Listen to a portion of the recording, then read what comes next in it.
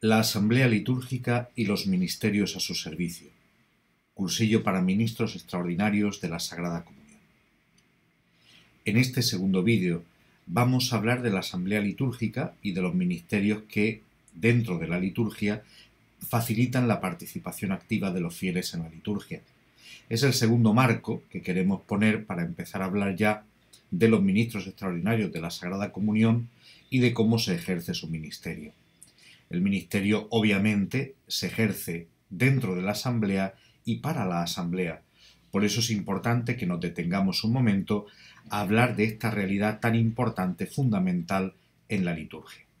Hablaremos en primer lugar de la Asamblea Celebrante, después de los ministerios al servicio de esta Asamblea y finalmente de aquellas actitudes que se piden para quien ejerce un ministerio para favorecer la participación activa de los fieles en la celebración. Primer punto, la Asamblea Celebrante. El Concilio Vaticano II nos ha entregado una nueva visión de Iglesia. Nos ha hablado de la Iglesia como pueblo de Dios, cuyo fundamento es la comunidad. Esto también supone una nueva visión de la Asamblea. La Asamblea es la propia comunidad cristiana que celebra la liturgia, que asiste a ella, que escucha y sobre todo que participa activamente en la celebración. No olvidemos que la participación activa, lo decíamos en el primer vídeo, es el encuentro con Cristo a través de los signos, gestos y palabras de la celebración. Esto tiene un fundamento, que la comunidad cristiana reunida en asamblea sea el sujeto de la celebración, participe en ella y no asista como meros espectadores, tiene un fundamento que es el propio sacerdocio común de los fieles. Por el bautismo, todos los fieles recibimos un sacerdocio bautismal, y es ese sacerdocio el que fundamenta la participación activa. Nosotros no delegamos la participación en el sacerdote y decimos, mira, celebra tú, participa tú, ofrece tú el sacrificio, porque tú eres el especialista en esto. No, todos formamos una comunidad cristiana, una asamblea, que tiene a su servicio algunos ministerios, y entre ellos el ministerio fundamental, que es el ministerio de la presidencia litúrgica, ejercido por el sacerdote. Pero eso no significa que sea el sacerdote el único que participa en la celebración. Al contrario, su ministerio, como todos los demás ministerios, están en función de la participación activa de toda la asamblea. Esto aparece en Sacrosanctum Concilium, que es el documento sobre liturgia del Concilio Vaticano II, la Constitución Conciliar sobre la Sagrada Liturgia, de la que ya hablábamos en el vídeo anterior. En otra de las constituciones del Concilio Vaticano II, Lumen Gentium, se nos da el fundamento eclesiológico. ¿Qué es la Iglesia? Para el Concilio Vaticano II es esa visión de Iglesia, decíamos hace un momento, la que fundamenta esta nueva visión de asamblea. Pues bien, en Lumen Gentium aparecerá la eclesiología de comunión. La Iglesia es el pueblo de Dios y lo que nos une entre nosotros es la comunión creada a imagen y en virtud del Padre, el Hijo y el Espíritu Santo. El sacerdocio común de los fieles, el sacerdocio bautismal, aparece también en el Catecismo de la Iglesia Católica, cuando el Catecismo nos explica que el sujeto de la celebración es toda la comunidad, el cuerpo de Cristo unido a su cabeza, quien celebra. No solamente el sacerdote que hace presente a Cristo, cabeza de la Iglesia, sino toda la comunidad, toda la asamblea, que es signo de la misma Iglesia. Esto aparece en el misal, por ejemplo, y en los demás libros litúrgicos, cuando se nos habla de los dos sacerdocios, el sacerdocio bautismal, común de todos los fieles, y el sacerdocio ministerial, propio del obispo y del presbítero, que se ejerce al presidir la celebración. Esos dos sacerdocios están mutuamente implicados, de tal forma que el sacerdocio ministerial está en función del sacerdocio bautismal. Esto pudo plantear en su momento algunas dudas parecía como que se relativizaba la importancia del sacerdocio ministerial. Sin embargo, Pablo VI responde a estas dudas y lo hace en la Ordenación General del Misal Romano, publicada originalmente en 1970. Le escuchamos. Se trata nada menos que del pueblo de Dios, adquirido por la sangre de Cristo, congregado por el Señor, que lo alimenta con su palabra. Pueblo que ha recibido el llamamiento de encauzar hacia Dios todas las peticiones de la familia humana. Pueblo que en Cristo da gracias por el misterio de la salvación en el ofrecimiento de su sacrificio. Pueblo que por la comunión de su cuerpo y sangre se consolida en la unidad. Eso es, para Pablo VI, la asamblea. Por eso, cuando nosotros nos encontramos con esta asamblea, con esta comunidad reunida para la celebración, nos damos cuenta de que la asamblea es un signo de la presencia de Cristo. Donde dos o más están reunidos en mi nombre, allí estoy yo, en medio de ellos, dice el Señor en el Evangelio. Esto se visibiliza cuando el sacerdote saluda al pueblo diciendo: el Señor esté con vosotros. Por tanto, la asamblea sería el primer signo, el primer sacramento en sentido amplio, el primer signo de la presencia de Cristo. También es signo de la iglesia local, de la iglesia. La iglesia se manifiesta y se realiza en una comunidad local. La iglesia no existe por ahí en el aire, no. La iglesia existe cuando se congrega, cuando se manifiesta especialmente para celebrar la Eucaristía. Y es la iglesia local, la iglesia presente en un lugar determinado, signo también del encuentro con el Señor. Y además, cuando nos reunimos para celebrar la Eucaristía, somos no solamente la iglesia local, que está en este o en aquel sitio, sino también la iglesia universal, la iglesia que acontece en la celebración, la iglesia de Cristo reunida para celebrar la Eucaristía. Por eso, la comunidad celebrante, esta asamblea, es edificada gracias al sacramento de la Eucaristía. Esa unión, esa comunión que es característica de la Iglesia, nace de la participación en el sacramento de la Eucaristía. Por ejemplo, cuando en la celebración de la Eucaristía se pide el Espíritu Santo, se hace dos veces. Una primera, sobre el pan y el vino, para que se conviertan en el cuerpo y la sangre de Cristo. Y una segunda, sobre aquellos que vamos a participar, que vamos a comulgar el cuerpo y la sangre de Cristo, y se pide expresamente que el Espíritu nos congregue en la unidad, es decir, que por medio de la participación en la Eucaristía, la participación plena, que conlleva la comunión, seamos congregados en la unidad, se cree en nosotros esa comunión que es característica fundamental de la Iglesia.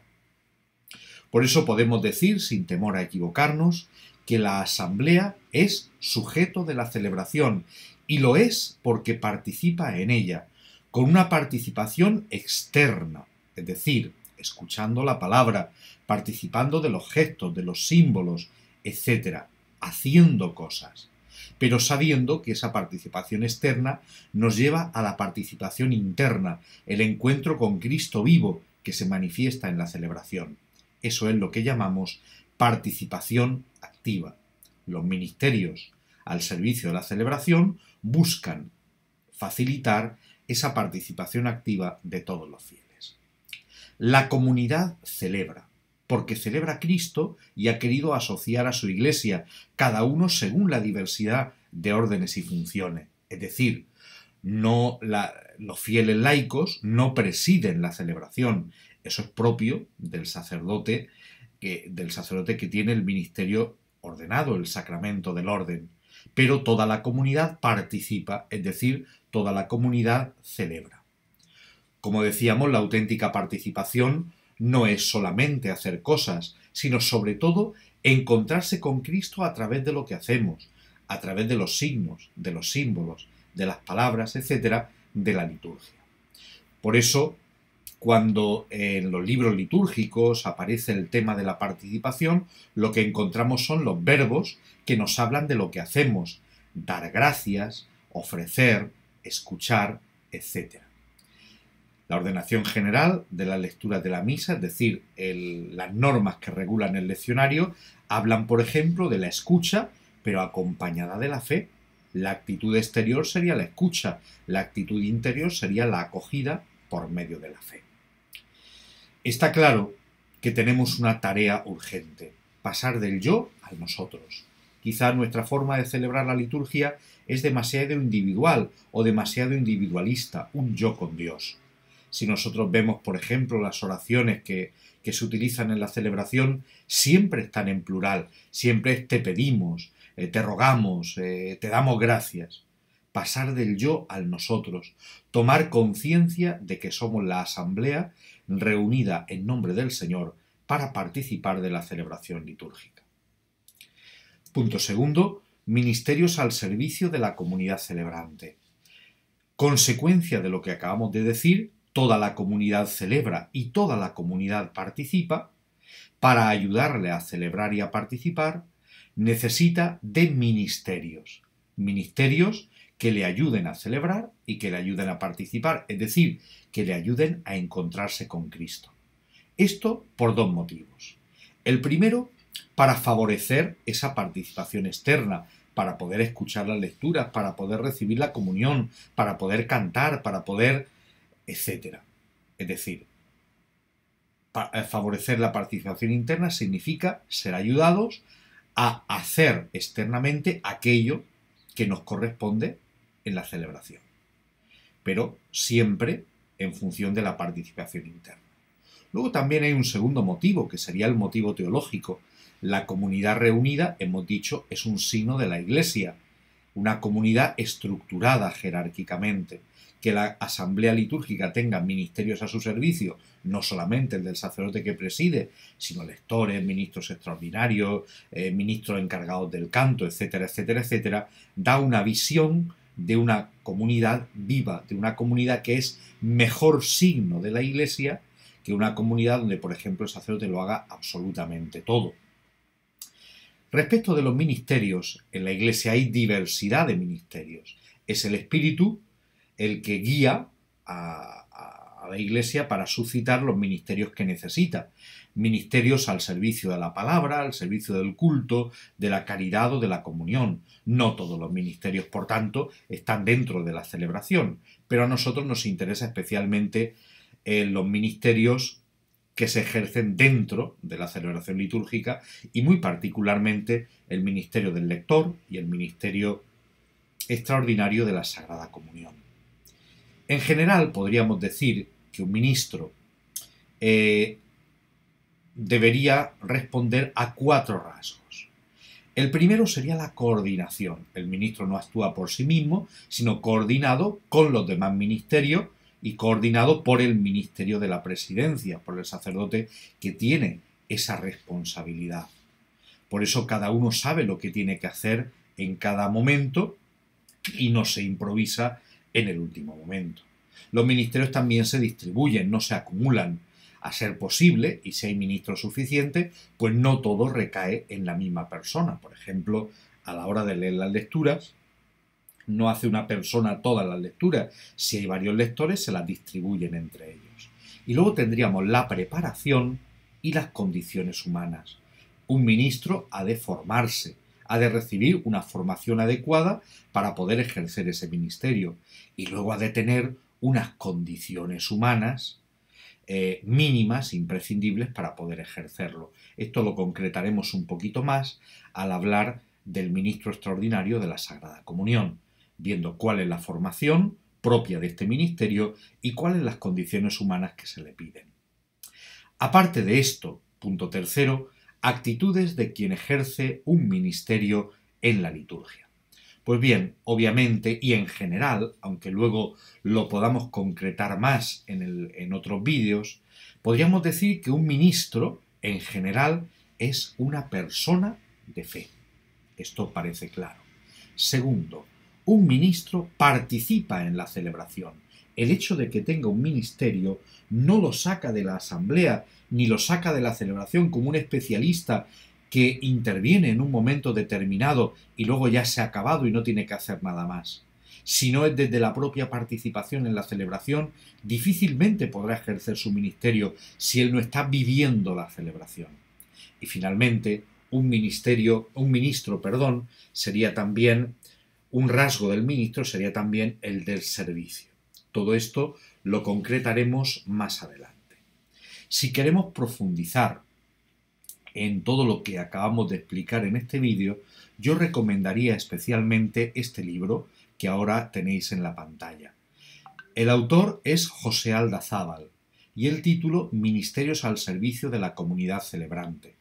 Está publicado en el Centro de Pastoral Litúrgica de Barcelona en la colección Dossiers CPL número 110. ¿Por qué es interesante este libro?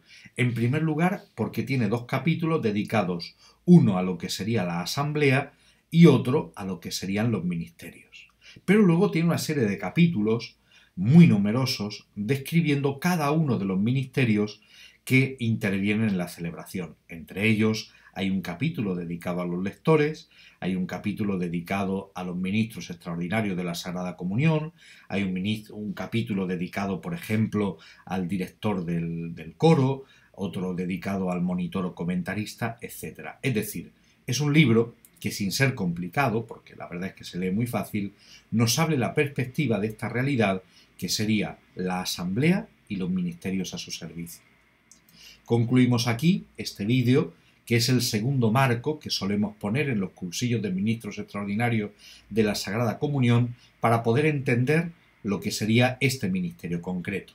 En el siguiente vídeo hablaremos ya del ministro extraordinario de la Sagrada Comunión y de fundamentalmente qué es este ministerio y las actitudes, etcétera, que se piden a aquel que lo ejerce.